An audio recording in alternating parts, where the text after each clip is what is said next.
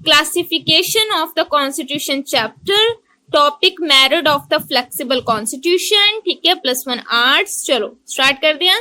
Political science का concept पहला हैगा कि ईजी टू अमेंड, ਕਹਿੰਦੇ ਕਿ ਅਮੈਂਡਮੈਂਟ ਕਰਨੀ ਬਹੁਤ ਸੌਖੀ ਹੁੰਦੀ ਹੈ। ਜਿਹੜਾ ਫਲੈਕਸੀਬਲ ਕਨਸਟੀਟਿਊਸ਼ਨਸ ਹੁੰਦਾ ਹੈ ਨਾ, ਉਹਦੀ ਅਮੈਂਡਮੈਂਟ ਬੜੀ ਕਰਨੀ ਸੌਖੀ ਹੁੰਦੀ ਹੈ, ਬਿਕੋਜ਼ ਉਹਦੇ ਵਿੱਚ ਤੁਹਾਨੂੰ ਕਿਸੇ ਵੀ ਲੀਡਰਸ ਵਗੈਰਾ ਨੂੰ ਬਹੁਤਾ ਨਹੀਂ ਬੁਲਾਉਣਾ ਪੈਂਦਾ, ਜਾਂ ਫਿਰ ਕਹਿ ਲਓ ਕਿ ਮਿਨੋਰਿਟੀ ਦੇ ਨਾਲ ਵੋਟਾਂ ਨਹੀਂ ਇਕੱਠੀਆਂ ਕਰਨੀਆਂ ਪੈਂਦੀਆਂ, ਈਜ਼ੀਲੀ ਵੇ ਦੇ ਨਾਲ ਜਿਹੜਾ ਹੈਗਾ ਵਾ ਸੋਧ ਕੀਤੀ ਜਾ ਸਕਦੀ ਹੈ। ਠੀਕ ਹੈ, ਉਸ ਤੋਂ ਬਾਅਦ it change with need of time, ਕਹਿੰਦੇ ਲੋੜ ਤੇ ਸਮੇਂ ਦੇ ਅਨੁਸਾਰ ਆਪਣੇ ਆਪ ਹੀ ਚੇਂਜ ਹੁੰਦਾ ਰਹਿੰਦਾ, ਕਿਉਂਕਿ ਟਾਈਮ ਟੂ ਟਾਈਮ ਇਹ ਚੇਂਜ ਹੁੰਦਾ ਰਹਿੰਦਾ, ਸਮੇਂ ਤੇ ਸਥਿਤੀਆਂ ਨਾਲ ਚੇਂਜ ਹੁੰਦਾ ਰਹਿੰਦਾ ਹੈ। ਬਿਕੋਜ਼ ਜਿੱਦਾਂ ਦਾ ਟਾਈਮ ਹੋਏਗਾ, ਅਗਰ तो कॉन्स्टिट्यूशन फ्लेक्सिबल है तो सडनली चेंज हो जाएगा।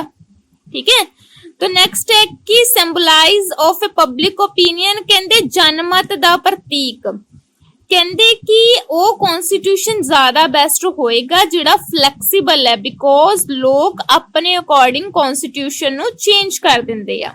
ਠੀਕ ਹੈ, तो नेक्स्ट है जी सुटेबल कॉन्स्टिट्यूशन ड्यूरिंग एमरजेंसी, कहते एमरजेंसी ਦੇ ਟਾਈਮ ਪੀਰੀਅਡ ਦੇ ਵਿੱਚ ਇਹ ਕਨਸਟੀਟਿਊਸ਼ਨ ਜਿਹੜਾ ਹੈਗਾ ਵਾ ਬਹੁਤ ਹੀ ਜ਼ਿਆਦਾ ਇੰਪੋਰਟੈਂਸ ਹੋ ਜਾਂਦਾ ਵਾ। ਠੀਕ ਹੈ, ਮੈਂ ਕੱਲ ਵੀ ਸ਼ਾਇਦ ਇਹ ਤੁਹਾਨੂੰ ਚੀਜ਼ਾਂ ਦੱਸੀਆਂ ਸੀਗੀਆਂ ਕਿ ਜਦੋਂ ਵੀ ਸਾਡੇ ਦੇਸ਼ 'ਚ ਐਮਰਜੈਂਸੀ ਲੱਗਦੀ ਹੈ, ਐਮਰਜੈਂਸੀ ਦਾ ਮਤਲਬ ਸਮਝਦੇ ਹੋ ਨਾ, ਜਦੋਂ ਚੀਫ ਮਿਨਿਸਟਰ ਹਟਾ ਦਿੱਤਾ ਜਾਂਦਾ ਹੈ, ਤਾਂ ਜਦੋਂ ਵੀ ਕਹਿੰਦੇ ਸਾਡੇ ਦੇਸ਼ 'ਚ ਐਮਰਜੈਂਸੀ ਹੁੰਦੀ ਹੈ, ਕਹਿੰਦੇ ਉਹਦਾ ਬੈਸਟ ਜਿਹੜੀ ਚੀਜ਼ ਹੈਗੀ ਉਹ ਇਹ ਹੈਗੀ ਆ ਕਿ ਐਮਰਜੈਂਸੀ ਦੇ ਟਾਈਮ ਪੀਰੀਅਡ ਦੇ ਵਿੱਚ ਜੇ ਤੁਹਾਡਾ ਕਨਸਟੀਟਿਊਸ਼ਨ ਫਲੈਕਸੀਬਲ ਹੈ ਤੇ ਈਜ਼ੀਲੀ ਵੇ ਦੇ ਨਾਲ ਫਟਾਫਟ ਚੀਜ਼ਾਂ ਚੇਂਜ ਹੋ ਜਾਣਗੀਆਂ ਤੇ ਐਮਰਜੈਂਸੀ ਲੱਗ ਜਾਏਗੀ। ਲੇਕਿਨ ਜੇ ਤੁਹਾਡਾ ਕਨਸਟੀਟਿਊਸ਼ਨ ਰਿਜਿਡ ਹੈ ਬਹੁਤ ਜ਼ਿਆਦਾ, ਠੀਕ ਹੈ, ਫਿਰ ਤੋਂ ਪਹਿਲਾਂ ਪਰਸਨਾਂ ਨੂੰ ਬੁਲਾਇਆ ਜਾਏਗਾ, ਲੀਡਰਸ ਨੂੰ ਬੁਲਾਇਆ ਜਾਏਗਾ, ਉਸ ਤੋਂ ਬਾਅਦ ਜਿਹੜੇ ਲੀਡਰ ਹੋਣਗੇ ਉਹ ਨੈਕਸਟ ਜਿਹੜੀ ਹੈਗੀ ਕਾਰਵਾਈ ਕਰਨਗੇ, ਦੈਨ ਤੁਹਾਡਾ ਜਿਹੜਾ ਹੈਗਾ ਵਾ ਐਮਰਜੈਂਸੀ ਲੱਗੇਗੀ ਜਦੋਂ ਤੱਕ ਬਹੁਤ ਦੇਰ ਹੋ ਜਾਏਗੀ। नेक्स्ट है जी helpful to the development of the state and the citizen, ठीक है, कहते राज ਅਤੇ ਸਭਿਅਤਾ ਦੇ ਵਿਕਾਸ ਵਿੱਚ ਸਹਾਇ, ਕਹਿੰਦੇ ਸਟੇਟ ਦੇ ਲਈ ਬਹੁਤ ਹੀ ਜ਼ਿਆਦਾ ਬੈਨੀਫਿਟ ਦਾ ਕੰਮ ਕਰਦਾ ਹੈ। ਕੌਣ ਸਟੇਟ ਦੇ ਲਈ ਬੈਨੀਫਿਟ ਦਾ ਕੰਮ ਕਰਦਾ ਹੈ? ਸਟੇਟ ਦੇ ਲਈ ਬੈਨੀਫਿਟ ਦਾ ਕੰਮ ਕਰਦਾ ਹੈ ਜਦੋਂ ਸਾਡੇ ਕੋਲ ਜਿਹੜਾ ਸਾਡਾ ਕਨਸਟੀਟਿਊਸ਼ਨ ਆ ਫਲੈਕਸੀਬਲ ਹੋਵੇ। ਠੀਕ ਹੈ, ਉਸ ਤੋਂ ਬਾਅਦ ਤੁਹਾਡਾ ਹੈਗਾ ਕਹਿੰਦੇ ਲੈਸ ਪੋਸਿਬਿਲਿਟੀ ਆਫ ਰੈਵੋਲੂਸ਼ਨ, ਕਹਿੰਦੇ ਰੈਵੋਲੂਸ਼ਨ ਦੀ ਪੋਸਿਬਿਲਿਟੀ ਨਹੀਂ ਰਹਿੰਦੀ, ਕਿਉਂਕਿ ਰੈਵੋਲੂਸ਼ਨ ਦੀ ਪੋਸਿਬਿਲਿਟੀ ਰਵੇ ਕਿਸ ਤਰੀਕੇ ਦੇ ਨਾਲ, ਜੋ ਚਾਹੀਦੀ ਹੈ ਚੀਜ਼ ਉਹ ਤਾਂ ਚੇਂਜ ਹੋ ਗਈ, ਰੈਵੋਲੂਸ਼ਨ ਹੋਣਾ ਹੀ ਨਹੀਂ ਹੈ। ਰੈਵੋਲੂਸ਼ਨ ਕਿੱਥੇ ਹੁੰਦਾ ਹੈ? ਰੈਵੋਲੂਸ਼ਨ ਉੱਥੇ ਹੁੰਦਾ ਹੈ ਜਿੱਥੇ ਤੁਹਾਡੀਆਂ ਡਿਮਾਂਡਸ ਹੋਣ ਲੇਕਿਨ ਤੁਹਾਡੀਆਂ ਡਿਮਾਂਡ ਫੁੱਲਫਿਲ ਨਾ ਹੋਣ, ਉੱਥੇ ਰੈਵੋਲੂਸ਼ਨ ਹੁੰਦਾ ਹੈ। ਜਿੱਥੇ ਤੁਹਾਡੀਆਂ ਡਿਮਾਂਡ ਈਜ਼ੀਲੀ ਫੁੱਲਫਿਲ ਹੋ ਜਾਣੀਆਂ ਉੱਥੇ ਰੈਵੋਲੂਸ਼ਨ ਹੁੰਦਾ ਹੀ ਨਹੀਂ ਹੈ। ਨੈਕਸਟ ਹੈ ਬੱਚੇ ਡੀਮੈਰਿਟ ਆਫ ਫਲੈਕਸੀਬਲ ਕਨਸਟੀਟਿਊਸ਼ਨ, ਕਹਿੰਦੇ ਹੁਣ ਡੀਮੈਰਿਟਸ ਕਿਹੜੇ ਨੇ?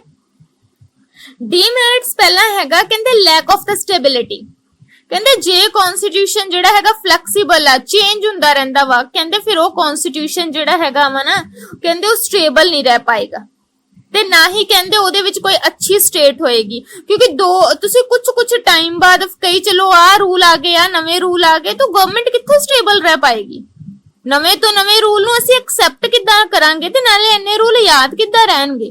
ਫਲੈਕਸੀਬਲ ਜੋ ਹੈਗਾ ਸਭ ਤੋਂ ਮੇਨ ਜਿਹੜੀ ਵੀਕਨੈਸ ਉਹਦੀ ਇਹੀ ਹੈ ਕਿ ਇਹੋ ਜਿਹਾ ਕਨਸਟੀਟਿਊਸ਼ਨ ਕਦੇ ਸਟੇਬਲ ਨਹੀਂ ਰਹਿੰਦਾ। ਉਸ ਤੋਂ ਬਾਅਦ toy into the hand of the ruling party, ਕਹਿੰਦੇ ਇਹ ਤਾਂ ਕਿਸਮ ਦਾ ਟੁਆਏ ਬਣ ਜਾਏਗਾ, ਜਿਹੜੀ ਪਾਰਟੀ ਆਏਗੀ ਆਪਣੇ ਅਕੋਰਡਿੰਗ ਸਿਸਟਮ ਚੇਂਜ ਕਰ ਦੇਗੀ, ਤਾਂ ਉਹਨਾਂ ਲਈ ਤਾਂ ਕੋਈ ਔਖਾ ਹੀ ਨਹੀਂ ਹੈ ਨਾ ਸਿਸਟਮ ਨੂੰ ਚੇਂਜ ਕਰਨਾ, ਤਾਂ ਕਹਿੰਦੇ ਉਹ ਤਾਂ ਇੱਕ ਕਿਸਮ ਦਾ ਟੁਆਏ ਬਣ ਜਾਏਗਾ, ਹੈ ਨਾ। ਨੈਕਸਟ ਹੈ ਕਹਿੰਦੇ fail to protect the rule and the liberties rights and the liberty of the people, ਕਹਿੰਦੇ ਲੋਕਾਂ ਦੇ ਅਧਿਕਾਰ ਅਤੇ ਸੁਤੰਤਰਤਾ ਇਹਨਾਂ ਨੂੰ ਕੋਈ ਪ੍ਰੋਟੈਕਟ ਨਹੀਂ ਕਰ ਪਾਏਗਾ, ਕਿਉਂਕਿ ਜਦ ਲੀਡਰ ਆਪਣੀ ਮਨਮਰਜ਼ੀ ਜਿੱਥੇ ਕਰ ਸਕਦੇ ਆ ਨਾ, ਜਿੱਥੇ ਲੀਡਰ ਆਪਣੇ ਅਕੋਰਡਿੰਗ ਸਿਸਟਮ ਨੂੰ ਚਲਾ ਸਕਦੇ ਆ, ਜਿੱਥੇ ਲੀਡਰ ਦੇ ਅਗੇਂਸਟ ਕੋਈ ਨਹੀਂ ਜਾ ਸਕਦਾ, ਤੇ ਉੱਥੇ ਤੁਸੀਂ ਇਹੀ ਮੰਨ ਕੇ ਚੱਲੋ ਕਿ ਸਾਡੇ ਨਾ ਤਾਂ ਰਾਈਟ ਪ੍ਰੋਟੈਕਟ ਨੇ ਤੇ ਨਾ ਸਾਡੀ ਲਿਬਰਟੀ ਪ੍ਰੋਟੈਕਟ ਆ। ਕਹਿੰਦੇ ਇਨਸਿਕਿਉਰਿਟੀ ਅਮੰਗ ਦਾ ਮਿਨੋਰਿਟੀ, ਕਹਿੰਦੇ ਇਨਸਿਕਿਉਰਿਟੀ ਅਮੰਗ ਮਿਨੋਰਿਟੀ ਦਾ ਮਤਲਬ ਹੈ ਘੱਟ ਗਿਣਤੀ ਵਿੱਚ ਅਸੁਰੱਖਿਆ। ਹੁਣ ਕਹਿੰਦੇ ਸਾਡੀ ਸੁਸਾਇਟੀ ਵਿੱਚ ਨਾ ਘੱਟ ਗਿਣਤੀ ਪਾਈ ਜਾਂਦੀ ਹੈ, ਮਤਲਬ ਮਿਨੋਰਿਟੀ ਕਲਾਸ ਪਾਈਆਂ ਜਾਂਦੀਆਂ। ਮਿਨੋਰਿਟੀ ਕਲਾਸ ਦਾ ਮਤਲਬ ਹੁੰਦਾ ਹੈ ਸਾਡੇ ਦੇਸ਼ ਦੇ ਵਿੱਚ ਨਾ ਕੁਝ ਏਦਾਂ ਦੇ ਸਿਸਟਮ ਪਾਏ ਜਾਂਦੇ ਆ ਜਿਹਦੇ ਵਿੱਚ ਲੋਕ ਘੱਟ ਗਿਣਤੀ ਦੇ ਵੀ ਆ, ਐਸਸੀ ਔਰ ਓਬੀਸੀ ਕਾਸਟ ਵੀ ਆ, ਜਿਹੜੇ ਆਪਣੇ ਆਪ ਨੂੰ ਆਪਣੀ ਪ੍ਰੋਟੈਕਟ ਰੱਖ ਪਾਉਂਦੇ। ਹੁਣ ਜਿੱਥੇ ਦਾ ਕਨਸਟੀਟਿਊਸ਼ਨ ਫਲੈਕਸੀਬਲ ਆ ਉੱਥੇ ਦਾ ਸਿਸਟਮ ਵਿਗੜ ਜਾਏਗਾ, बिगड़ इस तरीके दे नाल जाएगा बिकॉज कॉन्स्टिट्यूशन क्या वा कॉन्स्टिट्यूशन तो फ्लैक्सीबल है चेंज हुंदा रहेगा ते जिथों दा सिस्टम बार बार चेंज हुंदा रहेगा उथों दे विच मतलब जिहड़े लोग घट गिणती दे हैगे आ उन्हां दी प्रोटैक्शन दे लई कोई काम नहीं कीता जाएगा। ये चीज याद रखना ठीक है कि जिथों दे मतलब घट गिणती हैगी आ तो उथों दा कॉन्स्टिट्यूशन कदे स्टेबल नहीं रह पाएगा। ओके चलो नैक्सट पॉइंट करते हैं जी। नैक्सट पॉइंट हैगा वा कहंदे कि not suitable for federal government. कहंदे फैडरल गवर्नमेंट साडी गवर्नमेंट है साडी गवर्नमेंट फैडरल इस तरीके दे नाल है बिकॉज इत्थे स्टेट लैवल दे उत्ते ते सेंट्रल लैवल दे उत्ते पावर डिवाइड हैगियां ने। ठीक है मैंने क्या बोलिया हुणी स्टेट लैवल दे उत्ते सेंट्रल लैवल दे उत्ते पावर डिवाइड ने। कहंदे जे असीं फ्लैक्सीबल कॉन्स्टिट्यूशन करता स्टेट लैवल अपने बिहाफ ते रूल बना लेगी सेंट्रल लैवल जेड़ी अपने बिहाफ ते। पर एक गल याद रखना सेंट्रल लैवल रूल बनाएगी तो कई वेले ना साडी गवर्नमेंट स्टेट लैवल ते होर हुंदी है सेंट्रल लैवल ते गवर्नमेंट होर हुंदी है। जिथे किते साडा कॉन्स्टिट्यूशन फ्लैक्सीबल हो गया तो सेंट्रल लैवल जेड़ा होएगा वो तो यही चाहेगा ना कि मैं इदां दी कोई स्टेट क्रिएट कर दवां जेड़ी मेरे अकॉर्डिंग चले। एदा मतलब वो तो कदे भी स्टेट नूं हटा सकदी है ना। सेंट्रल गवर्नमेंट हुंदी है ना जेड़ी हुण तुहाडे दिमाग च होएगा मैनूं की पता सेंट्रल की मैनूं की पता स्टेट की। सेंट्रल गवर्नमेंट बीजेपी दी है स्टेट लैवल ते गवर्नमेंट साडी है।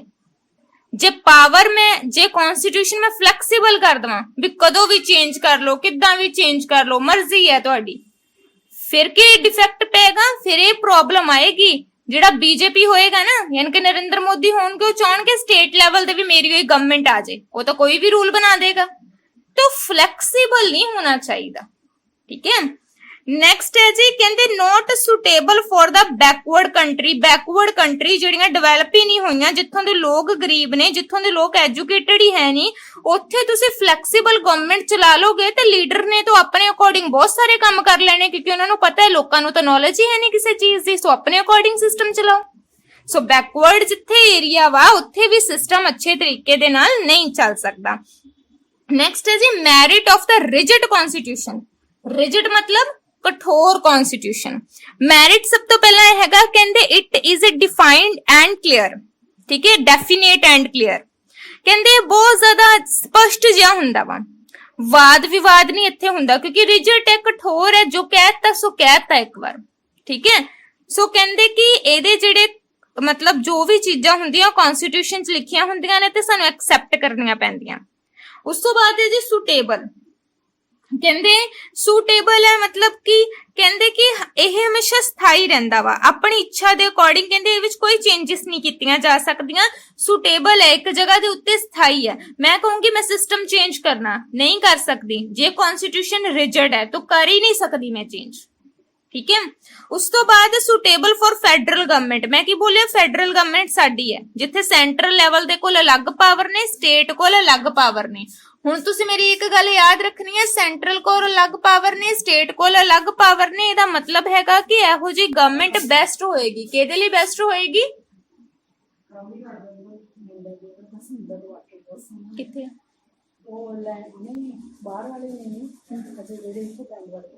दिखाओ फोटो दिखा रहे फोटो दिखा रहे चलो हम बोलियो ना। तो सेंट्रल लेवल ते और स्टेट लेवल दे उत्ते जिथे पावर जेड़ियां हैगियां ने तो अगर वो वखरियां ने अगर वो पावर जेड़ियां हैगियां ने डिवाइड हैगियां ने तुसी एक गल अपने आप चीज सोचनी आ कि फेडरल है रिजिड है कठोर संविधान है सेंट्रल गवर्नमेंट कदे स्टेट लेवल च इंटरफेयर नहीं करेगी स्टेट गवर्नमेंट कदे सेंट्रल लेवल च इंटरफेयर नहीं करेगी बिकॉज अपने अपने रूल ने कोई एक दूजे ते रूल नहीं बना सकता। सो रिजिड कॉन्स्टिट्यूशन दा फायदा ये आ कहंदे constitution does not become play think into hand of political party. ठीक है कहंदे संविधान राजनीति दे हथ दा खड़ौना नहीं बन सकदा। हुण एक गल मेरी याद रखनी है तुसी ना खड़ौना नहीं बना सकदे उसनूं क्यों क्योंकि पॉलिटिकल साइंस दे विच ओ बंदे ओही काम करनगे। ठीक है ਕਹਿੰਦੇ ਕਿ ਅਸੀਂ ਦੇਖਦੇ ਹੈਗੇ ਆ ਕਿ ਅਸੀਂ ਨਾ ਕਿਸੇ ਨੂੰ ਆਪਣੇ ਮੁਤਾਬਿਕ ਉਦੋਂ ਤੱਕ ਨਹੀਂ ਚਲਾ ਸਕਦੇ ਜਦੋਂ ਤੱਕ ਸਾਨੂੰ ਪਤਾ ਵਾ ਕਿ ਉਹ ਪਰਸਨ ਕਠੋਰ ਆ। ਇਸੇ ਤਰ੍ਹਾਂ ਜਿਨ੍ਹਾਂ ਦੇਸ਼ਾਂ ਦਾ ਸੰਵਿਧਾਨ ਹੀ ਕਠੋਰ ਆ, ਜਿਨ੍ਹਾਂ ਦੇਸ਼ਾਂ ਦਾ ਕਨਸਟੀਟਿਊਸ਼ਨ ਹੀ ਰਿਜਿਡ ਆ, ਉਹਨੂੰ ਤੁਸੀਂ ਆਪਣੇ ਅਕੋਰਡਿੰਗ ਚਲਾ ਹੀ ਨਹੀਂ ਸਕਦੇ। ਉਹ ਉਦਾਂ ਹੀ ਚੱਲੇਗਾ, ਮਤਲਬ ਲੀਡਰ ਨਹੀਂ ਉਹਨੂੰ ਆਪਣੇ ਅਕੋਰਡਿੰਗ ਚਲਾ ਸਕਦੇ, ਉਹ ਉਦਾਂ ਹੀ ਸਿਸਟਮ ਚੱਲੇਗਾ ਜਿੱਦਾਂ ਸਿਸਟਮ ਐਜ਼ ਅ ਕੰਟੀਨਿਊ ਹੈ।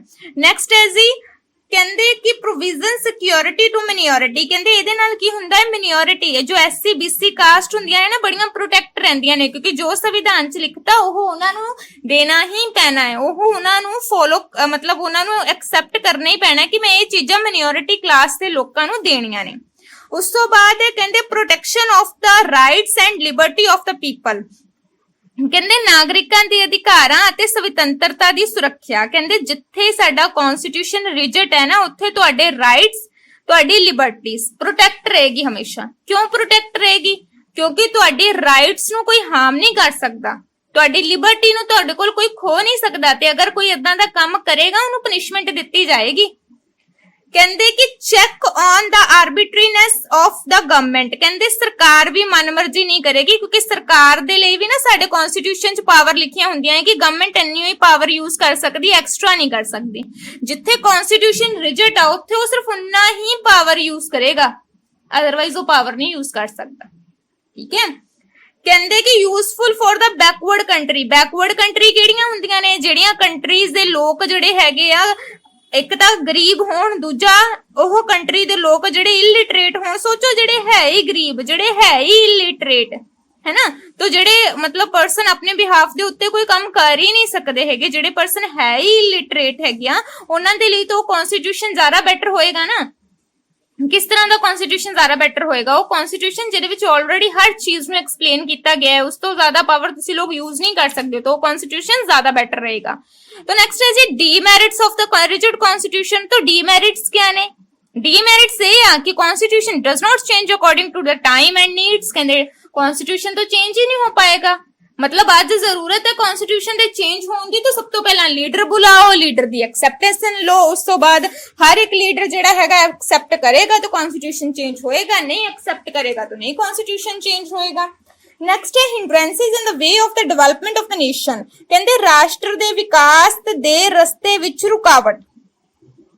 साडे कॉन्स्टिट्यूशन दा ना विकास हुंदा है, मतलब साडा कॉन्स्टिट्यूशन हैगा ना टाइम टू टाइम ਇਹਦੇ ਵਿੱਚ ਚੇਂजेस ਆਉਣੀਆਂ ਚਾਹੀਦੀਆਂ ਨੇ, टाइम टू टाइम ਸਾਡੇ कॉन्स्टिट्यूशन ਦਾ ਵਿਕਾਸ ਹੁੰਦਾ ਰਹਿਣਾ ਚਾਹੀਦਾ, ਡਿਵੈਲਪਮੈਂਟ ਹੁੰਦੀ ਰਹਿਣੀ ਚਾਹੀਦੀ ਹੈ। ਬਿਕੋਜ਼ ਅਗਰ ਸਾਡੇ ਕॉन्स्टिट्यूशन ਦੇ ਵਿੱਚ ਡਿਵੈਲਪਮੈਂਟ ਨਹੀਂ ਹੋਏਗੀ ਤਾਂ ਤੁਸੀਂ ਇਹ ਗੱਲਾਂ ਸੋਚੋ, मतलब ਅੱਜ ਨੀਡ ਹੈ ਸਾਡੇ कॉन्स्टिट्यूशन ਦੇ ਵਿੱਚ टाइम टू टाइम ਚੀਜ਼ਾਂ ਚੇਂਜ ਕਰਨ ਦੀ।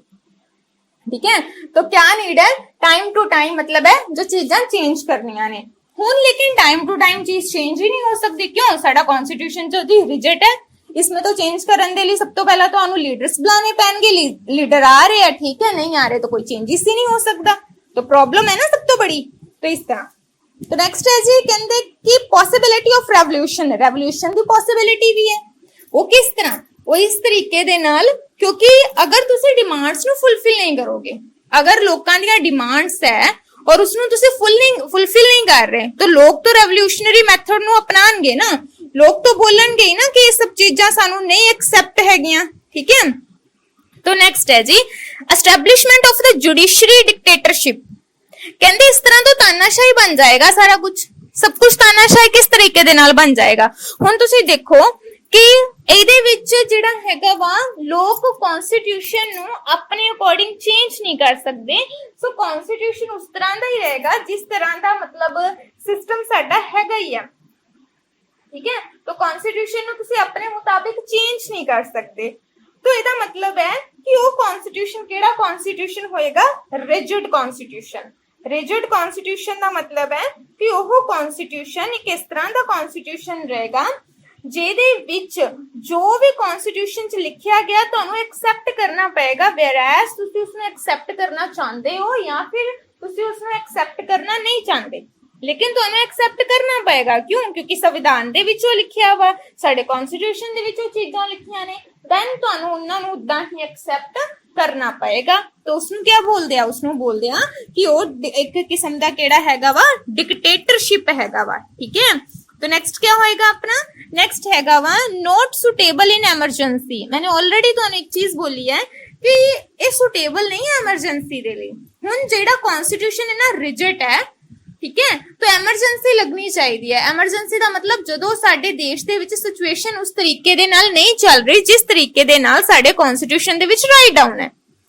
ਓਕੇ ਆ, तो साडे कॉन्स्टिट्यूशन दे विच कुछ चीज़ां राइट डाउन है कि तुहाडे उत्ते अगर कोई पत्थरबाजी कर रहा है, तुहाडे देश नूं कोई नुकसान पहुंचा रहा है, तुहाडे देश दे विच पीसफुल कोऑर्डिनेशन है जो मेंटेन नहीं हो पा रही है, तो देन तुसी की कर सकदे हैगे हो, देन तुसी की कर सकदे हो कि मतलब तुसी अपने देश दे विच चेंजेस लिया सकदे हो, तुसी एमरजेंसी लगा सकदे हो। लेकिन हुण तुसी एक गल सोचो कि जे तुहाडा कॉन्स्टिट्यूशन ही रिजिड है, अगर तुहाडे कॉन्स्टिट्यूशन दे विच सब तो पहला असीं देखदे हां कि रिजिडिटी है, मतलब तुहाडा कॉन्स्टिट्यूशन रिजिड है, तो सब तो पहला तो तुसी लीडर बुलाओ, लीडर एक्सेप्ट कर रहे आ, लीडर आ रहे आ, सब तो पहला तो लीडर दा आना ही बहुत बड़ी गल है।